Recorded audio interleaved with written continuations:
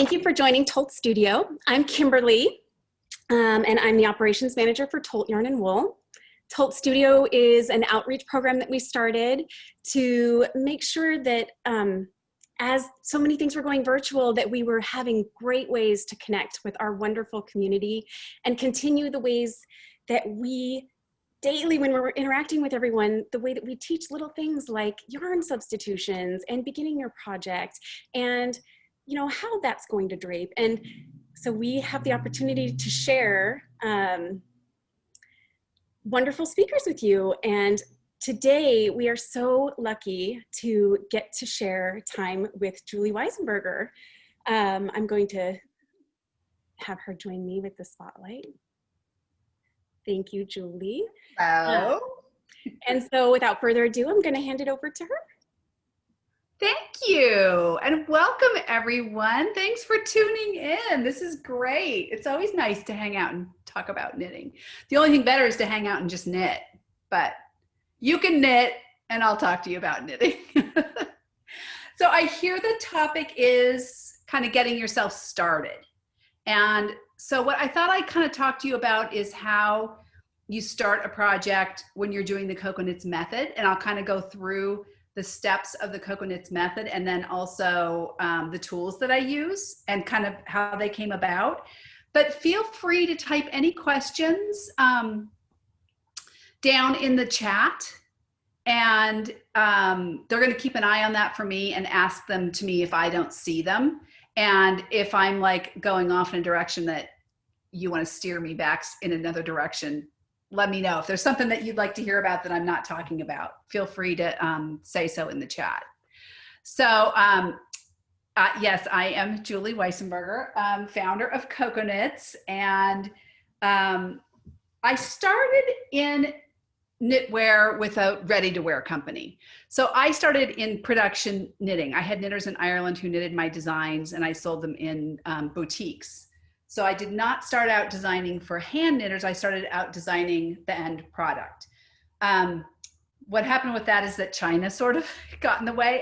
And so a $200 hand knit was now a $20 hand knit. And I didn't want to design for sweaters made in China, which was fine, because what I found running a knitwear production company was I never got to knit. I never got to design. All I did was manage.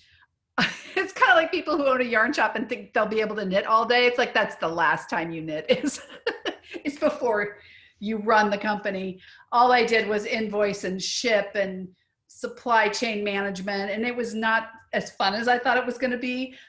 So I was happy to move to designing for hand knitters. But a lot of my techniques come from production knitting. So I personally really like a set-in sleeve design. It was a challenge for me to figure out how to do a set-in sleeve, but top down and seamless. And that's what the Coconuts method is. And that's like the little wispy top I'm wearing. I'll try and get closer up at some point and show you. This one is knitted in Shibui twig. And this pattern is called Lizzie, and it's from my book. But what the Coconuts method does, and you might not be able to see it so well here, but I'll hold up another sweater. This would be the join from the front to the back. It does not sit up on top of your shoulder. It's pushed to the back and angled. You'll see it in ready to wear. If you look at knitwear anywhere from Target to Ralph Lauren, you will oftentimes see that line, what would be a seam, is sitting on the back, not up on top of your shoulder. And it's angled. And that is called English tailoring, and that is equivalent to turning a heel in a sock. So lots of knitting patterns are flat, and what English tailoring does, it curves and makes a little pocket for your shoulders to sit in. So even if you're wearing something really open and wispy like this, it's going to stay on my shoulders, because it's not the equivalent of a tube sock. It's got a heel turned. But in this case, a shoulder is turned into it. So you're actually knitting 3D. So to start this, you're casting on just that little back neck area and then creating the shoulders with the little curve for your shoulder to sit in. And you can pretty quickly try it on and see how it's fitting, adjust anything you want to before you start to knit down, and from there knit the seamless yoke. So that is the overview of how you start this. Once you have the seamless yoke set up, you've got the little upper back done and each of the shoulder tabs formed. The next thing you're going to do is what is represented in this by the light gray. That is the seamless yoke. Everything from the top of the sleeve down to where the underarm is. So all of that is also knitted seamlessly. And I used to do these little worksheets for my students, and I finally wrote the book, The Coconuts Method, because I couldn't get to everyone. I physically could not get everywhere to teach. So I developed the little, and I know that they have this at Tolt. It's basically a spreadsheet. If you don't have one, but this is how the patterns are written. So what I do is I've got a little spreadsheet with vertical lines that are colored. And if you've ever seen the Coconuts colored stitch markers, they come in a bunch of sizes, but they always all come in 6 colors, kind of rainbow colors. And the reason that they come in those is that this separates each section of your sweater. And as you're knitting down, you are following, like I said, basically a spreadsheet. We call it the Coconuts Worksheet. Here's one that's filled out. I don't even know what sweater this is, but each of those colored vertical lines is a colored marker, a matching colored marker in your knitting. And each of those check marks, this is very sloppily filled out because I get lazy, is an increase. So now as you're knitting across row by row, you're just knitting across, and for instance, you get to the green marker and you say, oh, I've got an increase after the green marker and before the orange marker. It maps out your knitting for you. I joke that the subtitle of the book was You Can Drink and Knit, but not till you filled out your worksheet. But once you've got it filled out, your colored markers mark for you which section you're in. You've already plotted where you're going to do any increases that make you grow from the little top of the sleeve, a full sleeve circumference, from a front that increases both at the neckline edge and the armhole edge, and the same with the back, grows along the armhole edges. And so you seamlessly create a set-in sleeve. And that's how the patterns are written. So that's thus the book, because I couldn't explain. I mean, if I wrote every pattern telling you how the heck to knit this thing, every pattern would be a book. Instead, I put eight core patterns in the book. And then I've since developed a bunch more patterns that once you understand the system, they're just individual downloads. So, so the fun part of getting started is, or I don't know, fun part is that you can choose the size that fits your shoulders. For instance, this one I started as a large because I knew I wanted a really relaxed fit. I didn't want it to sit clear up on top of my shoulder. I wanted it to be a bit more relaxed. I'm usually kind of my medium. So I started as a large. Then I go to fill out my worksheet, and I fill out my worksheet for a medium. So I've got a relaxed large shoulder and a medium bust because I do not have a large bust. Didn't need the large there. So you can pick the parts that work for you. I have got a good friend who's very petite, but very busty. So she always starts with my small or my medium, builds her shoulders. When she fills out her worksheet, she fills it out for a large. So she goes from small to large by the time she gets to the bottom of the bust or to the bottom of the armhole. So you're still actually above the bust. So it's very adaptive. There's no such thing as a standard body size. So it's nice to be able to figure out, you know, you're one size at your shoulders, you're a different size at your bust. Maybe you just, you know, are like the large looks good, but you want a little bit more ease on the sleeve. You could just put it there. Just make some extra plus marks when you're filling out your worksheet. So that's how I get set up for all the projects I do. There was a question actually relating to this, Julie, that do you start the worksheet after, this is from Regina, do you start the worksheet after the yoke is done? I have your book, but I'm not sure. Love your patterns. No, so you start and it's laid out in the book step by step. And I don't know whether, do you teach it at Tolt? Have you done that before? So it has been in our dream plan for all, so we plan on following up. Well, I think we have time now. It looks like nobody's going anywhere anytime soon. So we have a class that is available only through Yarn Shops, because we love Yarn Shops at Coconuts. Once I published the book, I was asked by all the online, Creative Bug and Craftsy and all kinds of to do online courses, and I don't like that they cut out the Yarn Shop. We want to support Yarn Shops. We want them to be the place you go to get help. So, and where you go to buy your supplies and everything. And so we have a video class that is only available to Yarn Shops. And then I also teach for things like Vogue Live. And that's been nice because you can take, a little 2-session class, understand what the heck I'm talking about. We do a baby sweater in the class. And then once you get the concept, you can start to mess around with even just like a basic starter pattern from the book, and figure out what works for you.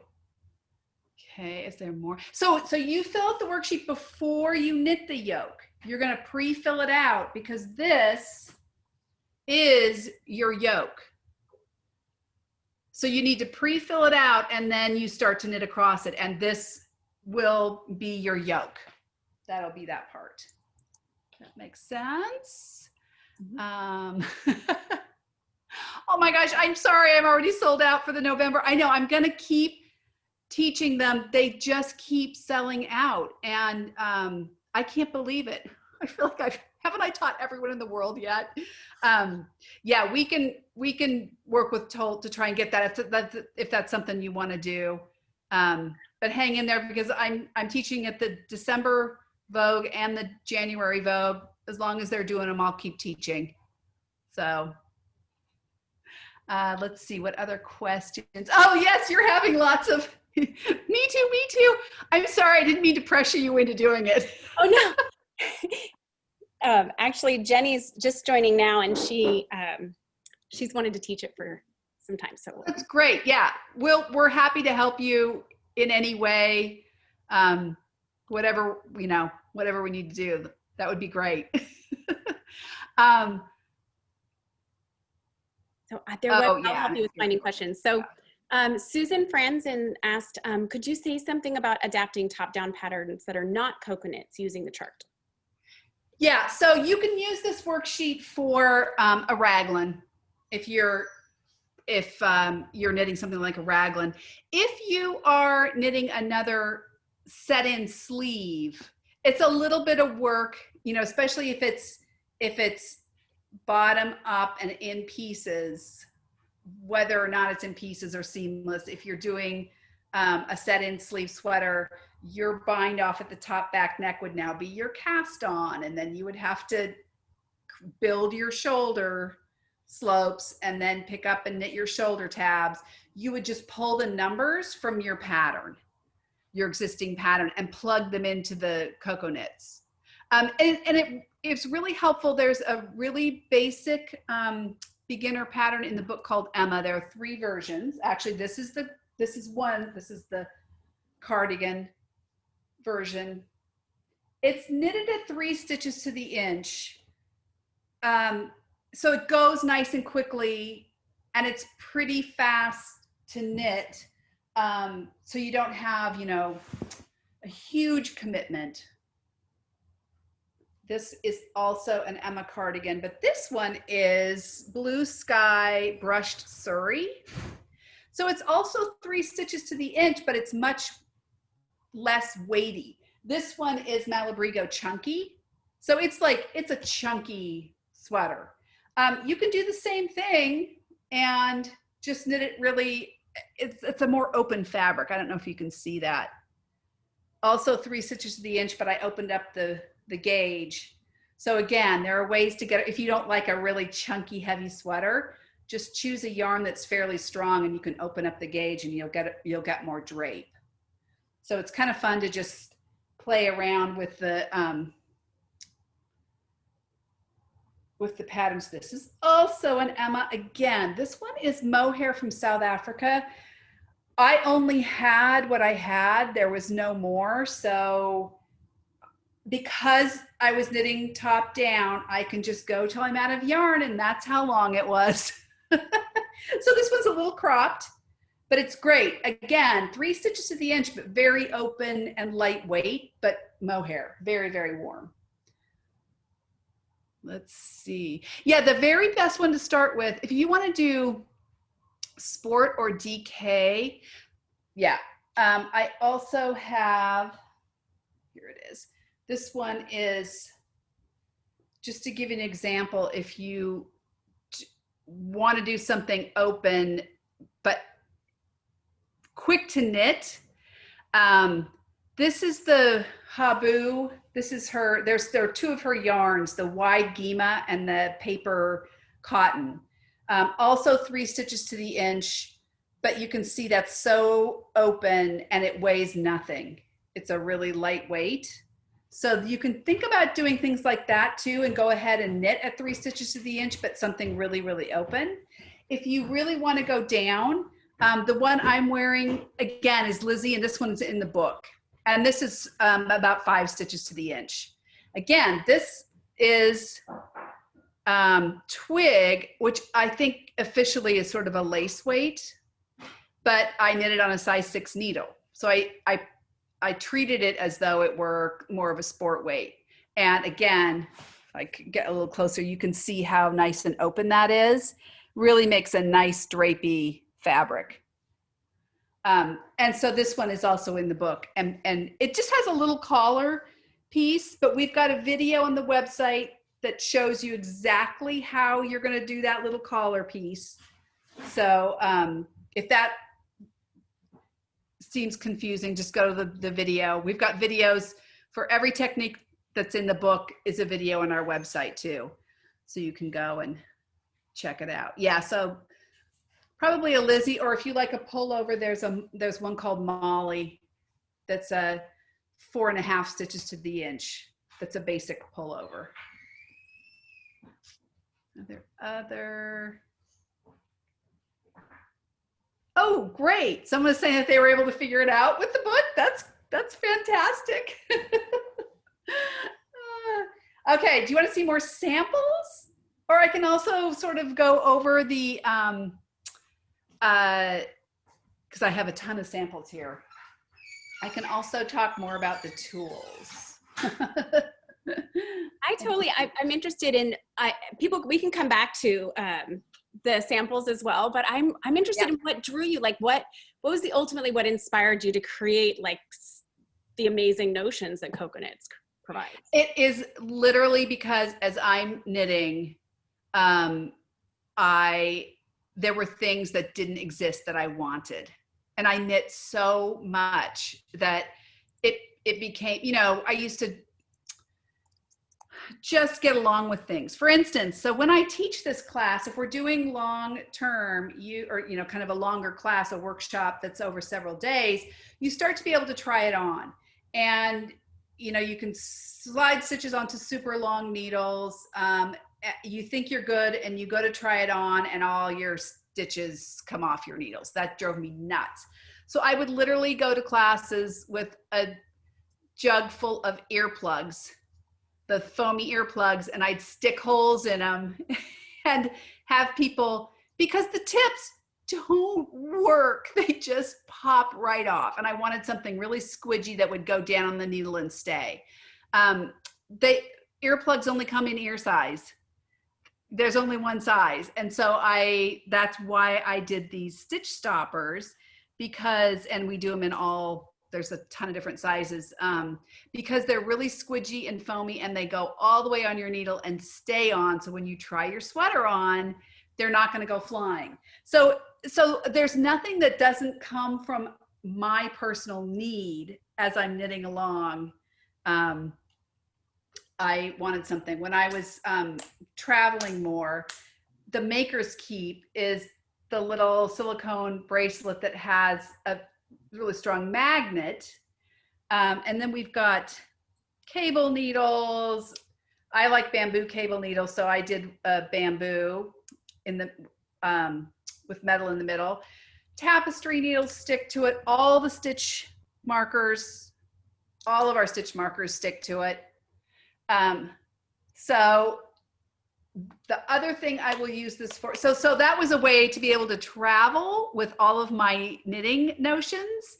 I could put this whole thing, I could just toss it in my bag and everything stays stuck to it.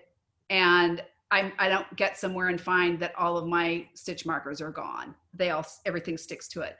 And then the other way I use it is we have a row counter that has a steel back. So the row counter sticks to it. And I read across I use it as a straight edge and read across my worksheet. So if I'm really trying to pay attention, sometimes I do. I use this as I'm, going down my sheet. And if I've got that on there, maybe I'll remember to click this at the end to let me know what row I'm on. It's a constant attempt to keep myself more organized and more on track. Everything is kind of related to that. It's usually kind of a desperate attempt. But yeah, everything comes. Oh, that's great. That's great. I'm glad you guys like them. I'm glad it's not just me. Sometimes I'm like, oh my gosh. And then the thing we just came out with that was, again, because of travel, was this little itty bitty needle gauge. And the bigger, I've got big wooden ones and metal ones that I have at home, but I wanted something teeny tiny that I could just slip in my bag. And then it was just so fun to design. These all swing out and they do needles from, I think, 0 up to 15. And this is made out of PLA, which is it's all plant. So if you put this in water, it will dissolve into cornstarch and wash down the sink. Oh my gosh. Someone the other day said they got theirs and used, I don't know, basically dissolved it. Don't get it wet. We did put a little warning thing in it, but it really is 100% plant fiber. This is what they use for 3D printed medical devices or parts that they want to dissolve. So if you have to have something implanted that is supposed to dissolve over time, this is the material they use. It's completely non-toxic and non-plastic. So that's our latest little tool. And because as soon as it came out, no one's traveling. I just have it next to my computer and it's my fidget spinner. I play with it constantly because it has little magnets that make it all click back together. So stress relief. If nothing else, you can use it for stress relief.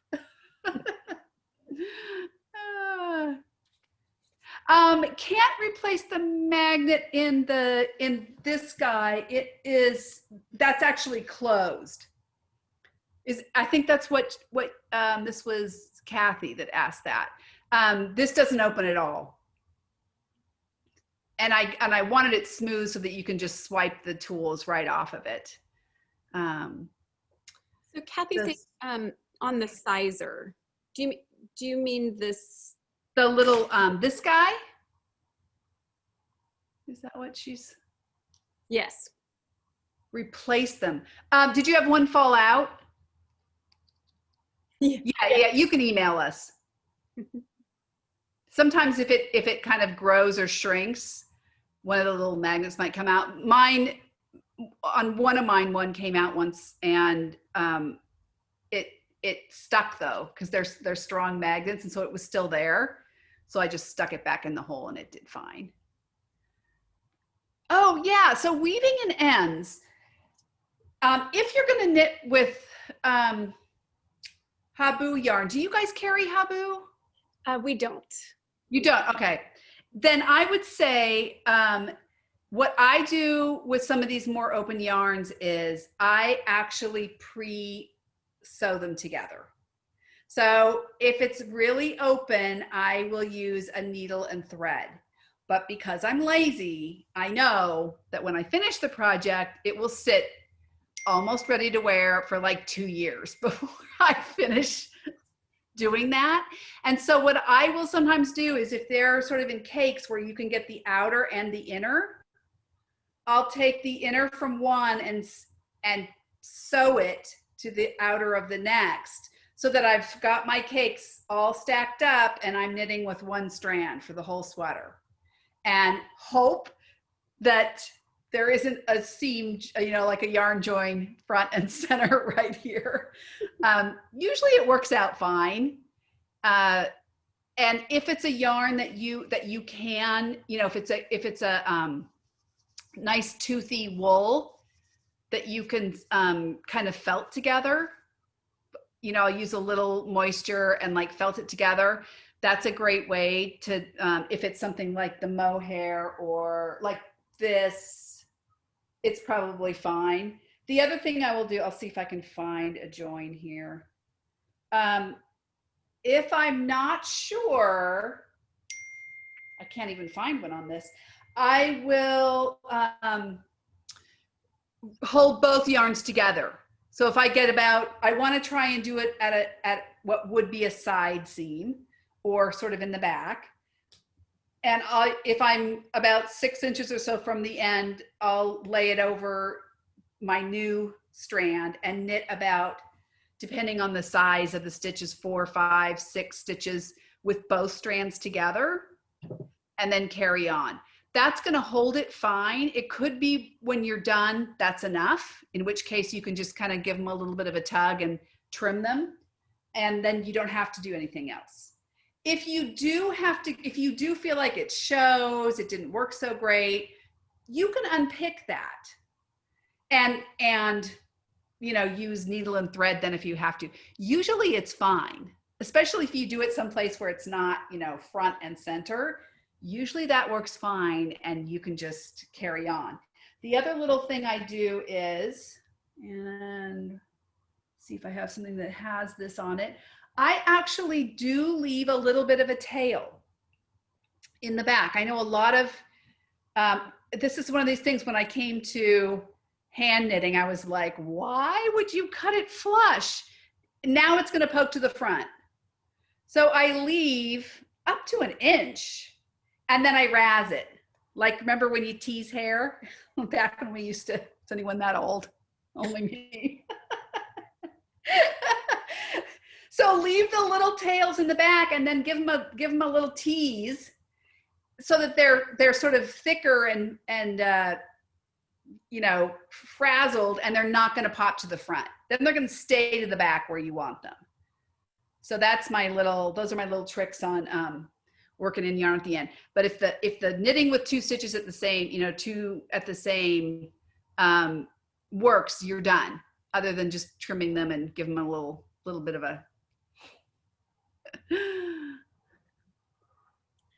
All right. Pat may have gotten her answer, but there was like, how do you sew the ends together? On Yeah, so if it's something like, this is why I brought up the habu. If it's something like the, like this is it's actually cotton, but it mimics like a linen tape. That I would actually find matching sewing thread, and I would lay my tape ends over each other and just literally sew them with a needle and thread until I felt like they were, you know, not like, I wouldn't wrap it around and make it super big and obvious. Just give it just some up and down, back and forth a couple times, tie it off and make sure it's knotted. And then, like I say, if I can do that ahead of time, then it's done. Then when you're done, you have no finishing. And that's the key. That's the key to knitting top down too, is I was like, I don't mind seaming, but it is so nice to like bind off at the bottom and block it and wear it. It's great. All right, let's see. I can show you more samples if you want to see more samples. I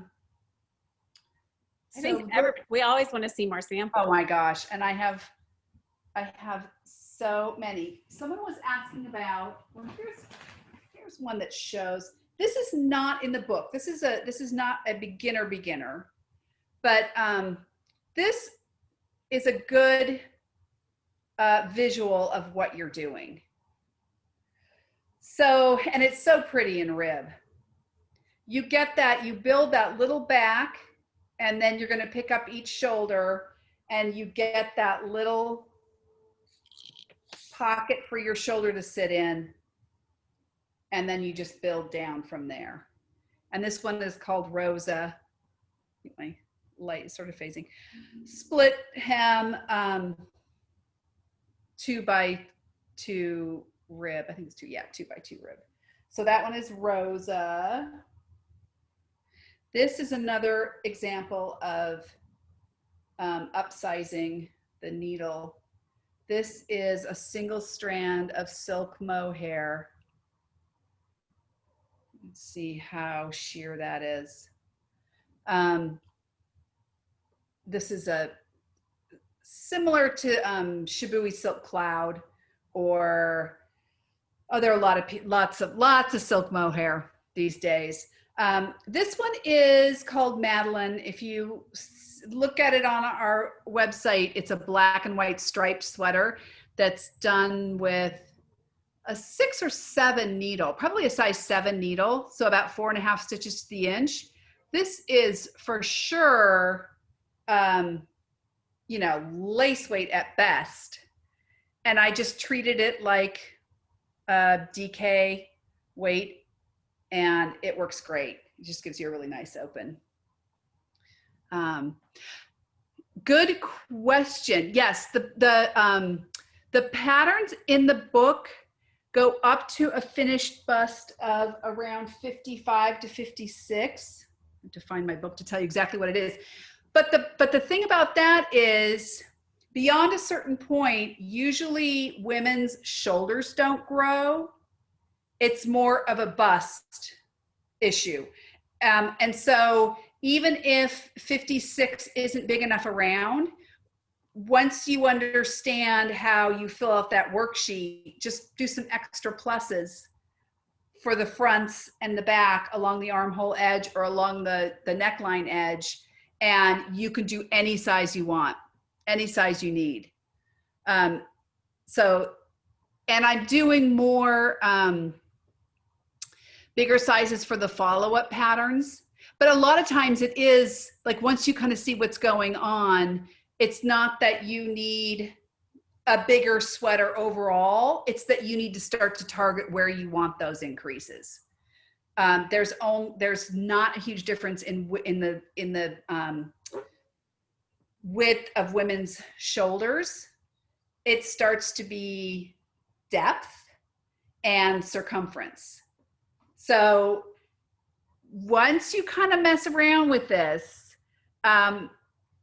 you can start to see how you can tweak it. You can, when you knit those shoulder tabs, you could knit them longer, because we take up space this way as well as this way. And a lot of knitting patterns just, you know, they want to know how wide you are, but that's not the whole story. There's depth, so you can start to customize it very specifically. So these sweaters, someone was asking about the measurement across the shoulders. These sweaters are a set-in sleeve. So you're not measuring way to the outside of your shoulders. It's more, if you think about a sweater or a knit shirt that has a set-in sleeve, you're sometimes an inch or even 2 up from the edge of your shoulder. Right? Because it's up, it's sitting up on your shoulder. So you can decide if you would rather have it, you know, a bit like this one is more relaxed. It's sitting closer. It's not out at, where is it? I have to feel for it. Yeah, it's still up on top of my shoulder, but nearing the edge. And that's something you just kind of have to play with. But like I say, you can try it on almost immediately to see how it's fitting. And the other thing I recommend is that you try a sweater or a knit shirt that you want to replicate the fit of. So I know there's lots of talk about measuring yourself, and that's good to know, but that doesn't tell you how you want the sweater to fit. So you could be 32 inches around and love to wear a 3X, or you could be 4X, but like to wear really tight. I mean, it just is very much a personal preference. So if you have a sweater, store-bought, knit shirt, whatever it is that you can lay out, because it won't change every time you measure it. That's the other thing. Measuring yourself is always, what measurement do you want? You can, so lay it out so it's not going to keep moving on you, and measure across that. Like, what is that measurement that you like? Keeping in mind that in a hand knit, it's going to pull down a bit. So if, for instance, I measured from here to here and said, I like it at, I'll just make this up, like 13 inches. I might do 12.5 because it's going to pull. It's going to pull down. So little things like that. And then you can measure the armhole depth and the bust. And even if you're measuring, I like the shoulders of this shirt, you know, like kind of a t-shirt type thing, but I like the armhole depth of this sweater that I own, and I like the bust of this one. Like, that's fine. Put it all together and look at the schematics and figure out which parts to knit that will suit you and what you like specifically. So, all right, I'll keep going with my light's kind of dying. Maybe I'll turn another light on.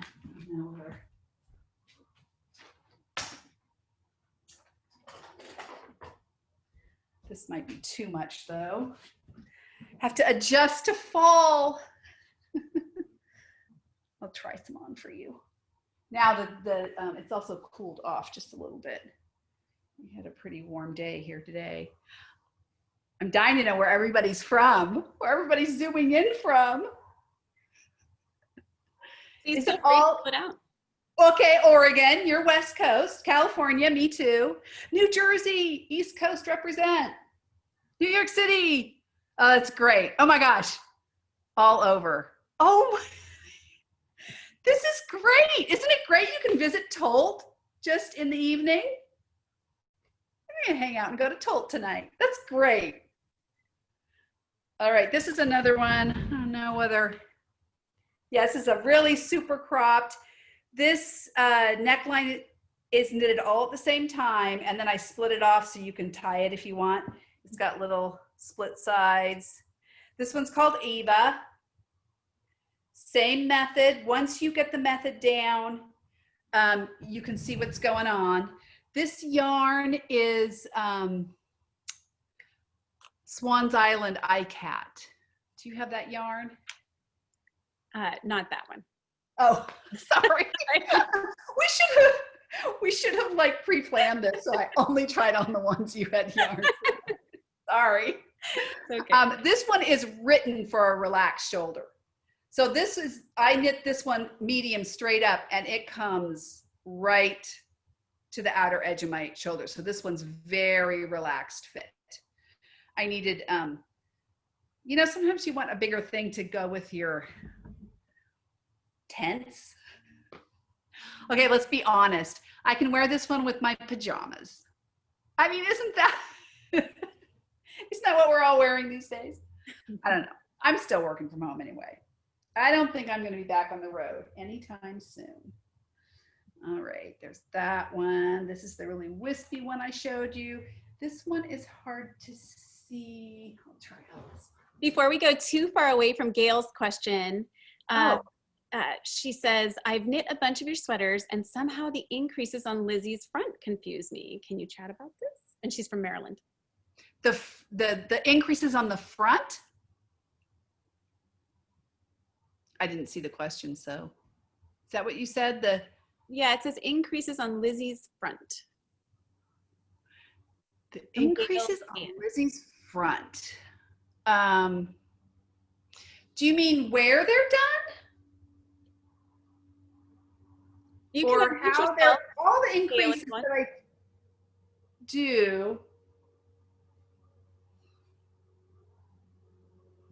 Is there another one? Yes, when in the okay, so all the increases I do are, I call them knit through the right loop, knit through the left loop, and then so KRL, KLL, and then I do them on the wrong sides as PLL, PRL. When knitting the body, yes, where they are done to get the swing opening. So they are, so you don't move that front marker once you've finished the seamless yoke. You've been doing increases on the neckline edge anyway, and you just keep doing them all the way down the entire front. You just keep doing them as you've been doing them. And I think on this one, it's you've got the first 3 stitches are sort of a purl 3 on the right side, and then you have a marker, and you would knit to the marker and then do that same knit to KLL. And at the end of the row, 2 stitches before the marker, you do a KRL, then knit the 2 stitches, slip the marker, and do the purls. Hopefully that helps. But it's what you've set up during the seamless yoke, and you just keep doing it every 4th row all the way down. Hopefully that answers. This one then is a modified. This one is way off the shoulder. So same method with that construction, but then it's almost a, I always forget the name of this. What do I want to say? Super, super, super deep. Cannot think of the name of it. Not Dolman? Dolman, yes, a Dolman sleeve. So this one, the whole front is knitted, and there's an armhole opening, and you pick up the stitches and knit the sleeve down, because it's not the set-in sleeve construction, but it does use the same techniques. So this one is, we have some that are called modified method. This is another one. This one is called Sarah. This is a half fisherman rib. There's the back. Again, you can see that line of increases all the way across the back, way off the shoulder. And then this one is knitted seamlessly down with the pocket incorporated. And then you go back and pick up and knit the sleeve after the fact. So it's still seamless, but you do pick up and knit the back. But fun pockets. Button band is knitted at the same time. So again, when you're done, you're done. You don't have to go back and pick up and knit the button band separately. Oh, the one I'm wearing is called Renee. And the yarn on Sarah, this one I've done a few of these. This one is Fiber Company Lore. Do you have that yarn? No. You know what? Kind of a toothy, like DK to worsted. We have wonderful rustic worsted weight yarn. And so any of that toothy, like rustic worsted weight yarn is wonderful. Yeah, I've done one in Verb for Keeping Warm is my local yarn shop. So I've done one in there, not Pioneer anymore, Horizon. What else have I done it in? Oh, I've got another one. I can't think what I did it in. Anyway, yeah, anything. And I like when if it's a little bit toothy, it sort of keeps that, it puffs instead of stretches. If you use like a superwash or something a little bit more slippery, alpaca for instance, you'd have a long cardigan. This spreads sideways because of the modified fisherman rib. So then the other one that's really popular is called Franco. It's going to be really hard to see because it is really dark. This one is done in Woolfolk Far. You have that yarn? Oh yes, I'm wearing it right now.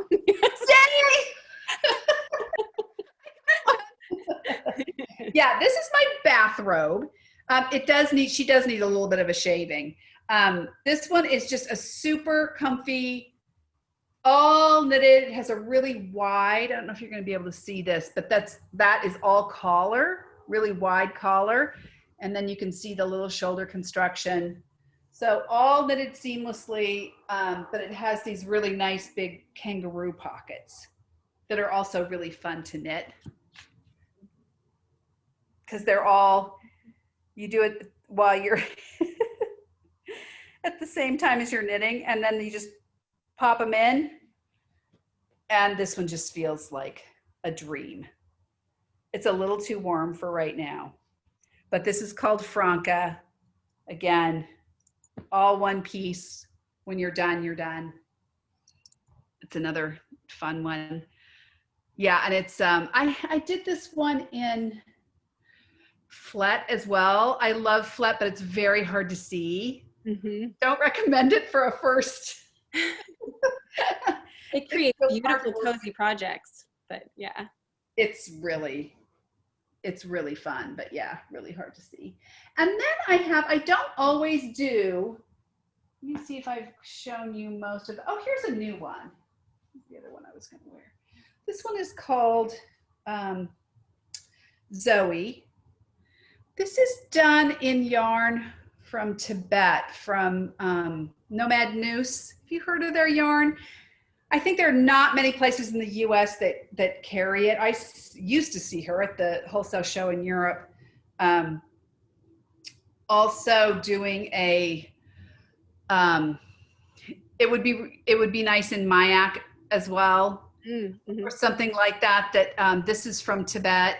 Also a women's cooperative, kind of a similar idea. But this one has a little bit of a puff sleeve. It's got the pockets that are worked as you work down. It's done in garter stitch with a little I-cord edging that's knitted at the same time.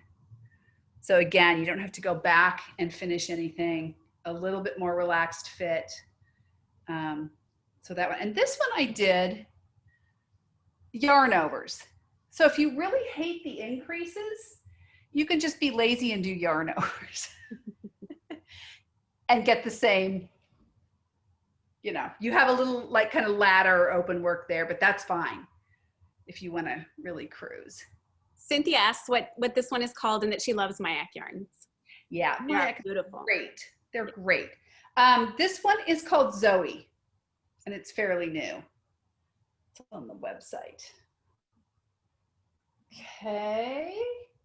And then I sometimes do not Coconuts method. I do sometimes just want to knit things that are not set in sleeve. This one is Green Mountain Spinnery. I think music maybe, but very, very,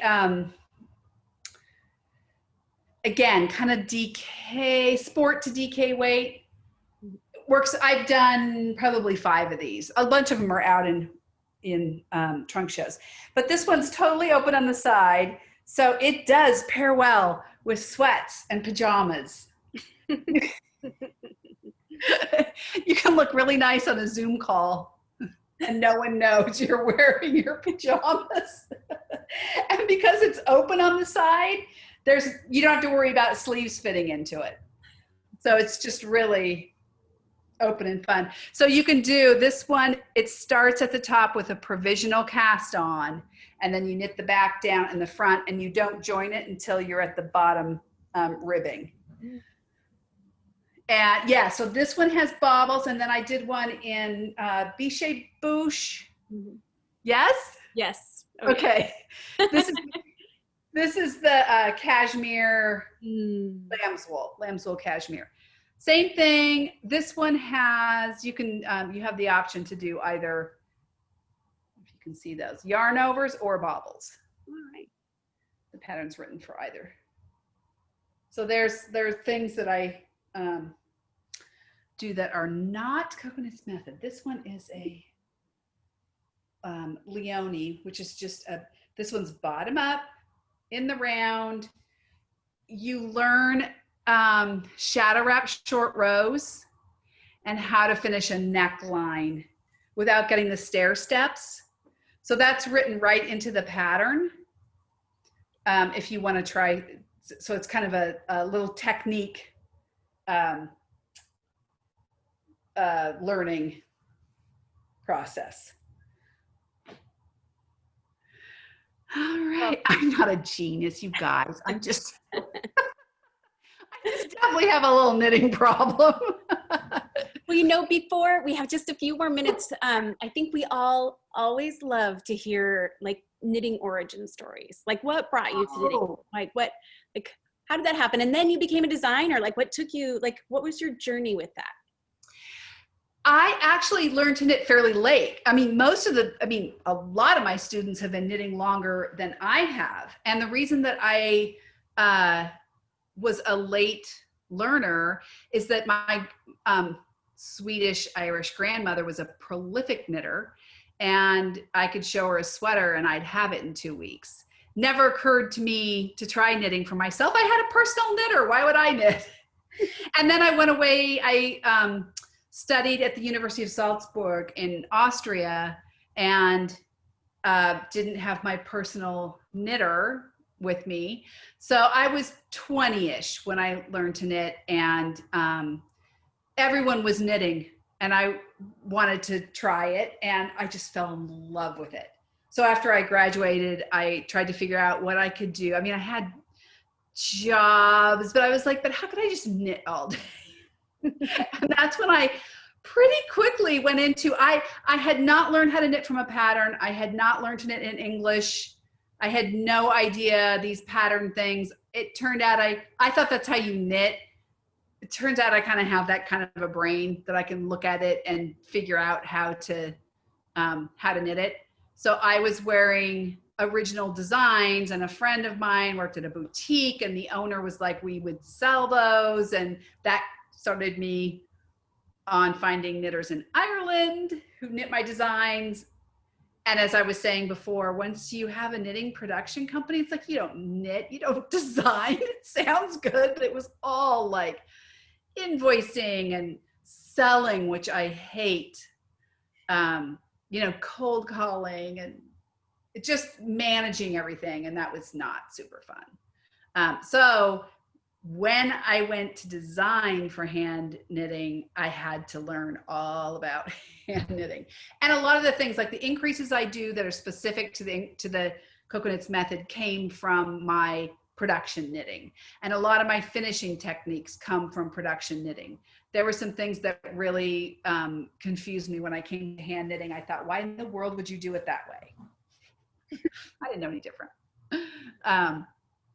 Yeah, I think that in another life, I would have been like an engineer or an architect. And I work with an engineer to design the tools, which is just so much fun.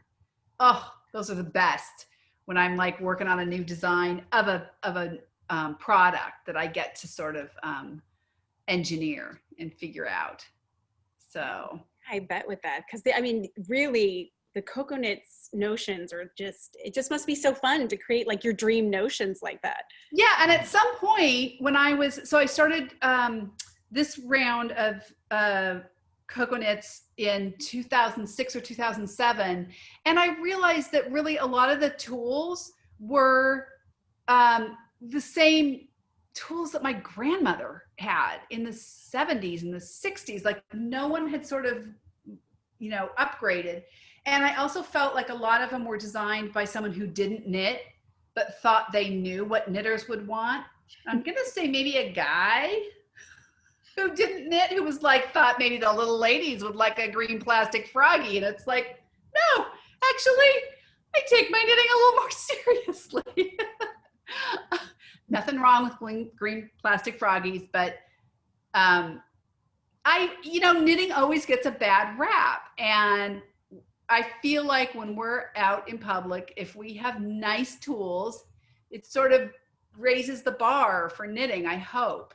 And that was the goal too, is to have, if we value our work, we should have nice tools. So that's where that came from. Well, I love it. I'm going to join you here as we wrap up. Thank you so much for everybody who's joined us. So welcome. Julie, I'm so, yes, so wonderful. All right, everybody, thanks for joining us. I hope you have a lovely night, and we invite you to join us next month. Watch our newsletter. Thank you. Thank you. You're so welcome. Thank you for coming. Stay safe. Be well. Keep knitting. Thank you, Julie. That was great. Thank you.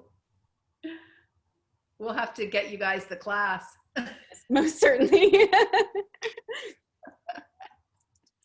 Yeah, you can see, and you can email Jennifer and have her send it to you. Guys can look at it and see if you want to try it out. Yeah, we can do it. We did a knit along last January. It's so weird. It's like in the before times. It seems like it was about 3 years ago. It was actually, we wrapped it up, I think, just as the quarantine was starting. So we can kind of do that too, so we can help anybody through who needs more help. Yeah, okay. All right. Thanks, everyone.